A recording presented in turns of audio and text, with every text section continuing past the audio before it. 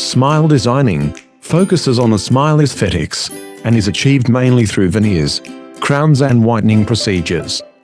Dental veneers are wafer-thin tooth-colored shells that can be bonded onto the labial surface of the tooth to dramatically transform a person's smile almost instantly.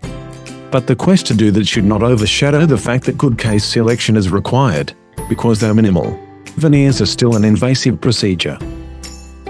This patient reported to our center, unhappy with his mismatched porcelain-infused ceramic crowns on the 1-2, 1-3, and 2-2. He also wanted a solution to the large discolored composite restorations on his centrals.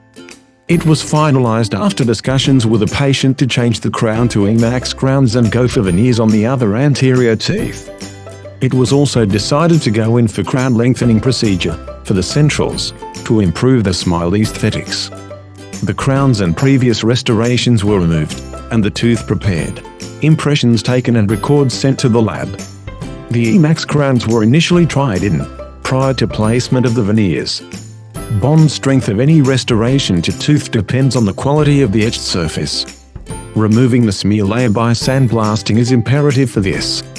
Once the etched surfaces are isolated, the bonding surface of the ceramic veneer is etched with hydrofluoric acid, followed by the silane coupling agent and bonding agent.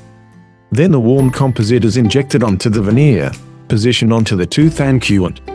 And there, you have a patient who wants to flash his smile.